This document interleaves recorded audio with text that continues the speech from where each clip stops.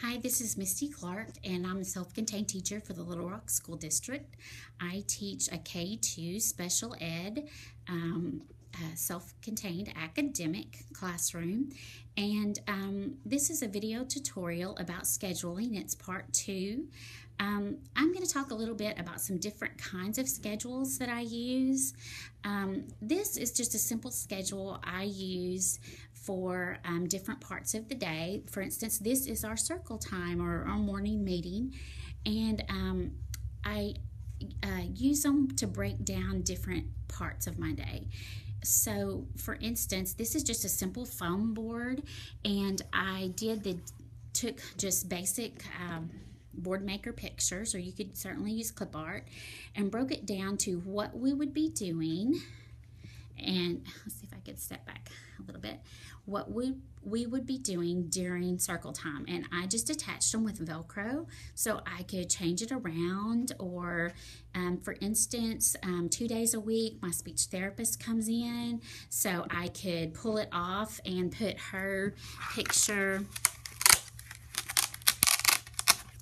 on there so they would know that, oh, she would be here today. And like I would prepare them, oh, she may come in right after we say our ABC, so we might not get to sing all of our songs today. So when she comes in, we have to stop and prepare them for that, because some of my kiddos really get upset about that because they have a favorite song that they love to sing. So that would help them anticipate change. So we would go over that every morning, particularly in the beginning of the year. I would use these small schedules for every activity we did, whether it was circle time, math time, reading time, anything. We would go over this schedule for every type of whole group or small group activity, and it really seemed to help. The students could kind of anticipate what was going on during that small activity. And the good thing too is for circle time, I posted our rules as far as what I expected. I did a picture of, I called it good sitting and listening, and I just posted rules of what I expected of feet still, hands still, mouth closed, and listen to the teacher. And once they do that, then they know we're ready, we review our schedule, and then we get started. So that's something we do every day, and it takes, less than a minute, and they know we're ready to start our circle time. The next schedule is similar to this, but this is used for our math time, and we do a different math activity, a whole group math activity every day. And this is similar to circle time, but what I do on this is on the back of the same thing. It's made out of foam board, and it kept falling apart, so I have had to Velcro it. But I just put all my activities, I've just Velcroed them inside, like whether we're going to use manipulatives today, whether we're going to play a smart board game, write numbers, do counting collections, count. In the beginning, I was just doing Play-Doh, just something, to get through the lesson. And so I would keep my extra pieces on the back of it. And I would just list, okay, we're going to do math journal, then we're going to do this, then we're going to do this. And that way they knew this is what we were going to be doing in our math small group. That would really help in answer their questions. A lot of times they would say, after this, can we go play, or then can we have a snack, or when is recess? A lot of times that really helped to say we're going to do this and this and this. So that was really helpful. I also have one that's really similar to that for reading, and I just list a couple of things. This is what we're going to do for reading. The next kind of schedule I'm going to show you is really something that it's not so much a schedule as it helped for kind of like a work break type schedule, or it also helped with a behavior modification. I had a particular student that was not sticking to her schedule and working during center rotation in the morning. And so what I did was created this for her. We have 5 centers during the morning, and so I just made a simple chart, or used a simple template off Boardmaker, but you could certainly just use Word and use clip art. And so I listed her centers first. First she goes to reading, then she comes to me, then she works at her desk, then goes to journal, and then she goes to a little student center I have. And after that, if she does it right, then I have a simple movement break for her. And it's nothing special. It's not really a treat, because I didn't really want to reward her with something big. But she feels like it's a treat. And it kept her on task, because then it allowed her to move around.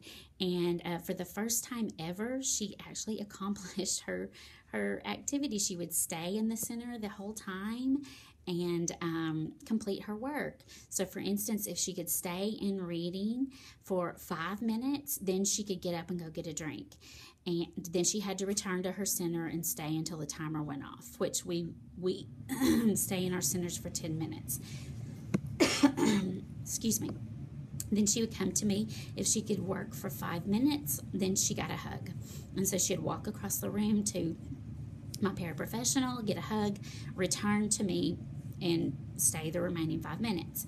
Same thing on the third one. She would, work for 5 minutes, then she would walk to the bathroom. So you get the idea. Basically, it was just allowing her a little bit of movement, because she was a fidgeter. She, did have her disability just interfered in her ability to focus. So she needed that extra movement. So really, it wasn't a treat. It wasn't an edible or a sticker or anything like that. It was just patting in some of those extra movement breaks, and it worked great. And it's kept her focused, and she has got her work done actually in that first 5 minutes. So, I've battled all year and given treats and stickers and it hasn't worked. And this has been successful for her, and she loves it, and she calls it her schedule. And on the other side is just blanks where I just use a dry erase marker, and I just check it if she did it, and if she completed her work or not, and then I keep up with the data in her data binder. So that's been successful, and just another way you can use a schedule. Here's another super simple schedule that you can tell I just threw it together one afternoon because I was having problems in the afternoon. I was alone. Both of my paras, one was going to lunch, one was traveling with some kiddos to a pullout, and I had one particular student that I needed her to be independent because I was working with a small group. So I just took 4 activities that she could do independently and made some simple clip art pictures.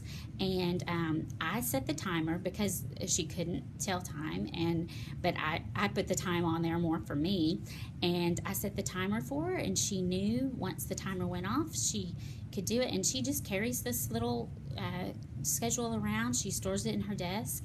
And it's just a piece of laminated construction paper, and she'll just say, "Oh, I'm done, Miss Clark," and she knows when it's time. She hears the timer, she goes to her next center, and it's worked out beautifully. Now, she is an independent worker, so that makes it easy. She is not prompt dependent. If she was, this would not have worked with her. But I specifically chose things that I knew she could do independently, because that was my whole goal, was to pick things that she could do. And so it would enable me to work in a small group with 4 other students. So this worked really well for her. Another type of schedule that I have used, and again, I apologize for the glare. Let's see if I can move it a little bit. Ugh, sorry, probably making y'all sick. Excuse me. This is an afternoon rotation schedule, and I just made it out of a piece of construction paper, nothing fancy. Again, it's the time of the day when I'm sorry, choked up. Um, I'm alone. My parents, one has gone to lunch and one travels with a few students. And so I had a couple of, or three students actually, that I needed them to do something independently because I worked with, goodness, I'm so sorry, I'm coughing, allergy season. I'm working with three other students trying to do a small group. So again, I was trying to find something that they could do independently. And so I created a simple little calendar folder for the students to do. And it's just in a pocket folder in dry erase sleeves that I found on Teacher Pay Teacher, where they simply, write the day of the week, the month of the year. They, of course, write their first and last name. They do their birth date. They write the date and numbers, different calendar activities, that kind of thing. Once they do it, I quickly glance just to make sure that they've done it correctly. They erase it, put it up, and then they check the schedule. And I just have three little electronic devices that they rotate from. Like, one day student one gets to go to the tablet. The next day, the second student gets to go. I have an old smartphone someone donated that I have games on. And student three gets to go to a LeapPad, which is just, by Leapfrog, has academic-based games. And so they think it's really cool because they're all electronic devices. And so they don't think they're working because they think they're just playing a game. And that keeps them busy for a whole hour and allows me to get time with three students, get a lot of work accomplished. So they do this, like I said, for almost an hour, 45 minutes to an hour all week long. The only thing I do, Friday I give them a free day because they do it all week long, and just they rotate and switch what they do each day. So that way every day they switch, so they'll all get to use each of the electronic devices. So it's just been kind of neat. And I picked up the phone was donated. The LeapPad was purchased at a consignment shop for $20 with several games and headphones. And I got the tablet the day after Thanksgiving at Toys R Us for like $40. So it's was inexpensive, and the kids love it. So this was a video tutorial on different types of schedules you could use in a self-contained classroom, and I hope it was helpful. Thank you.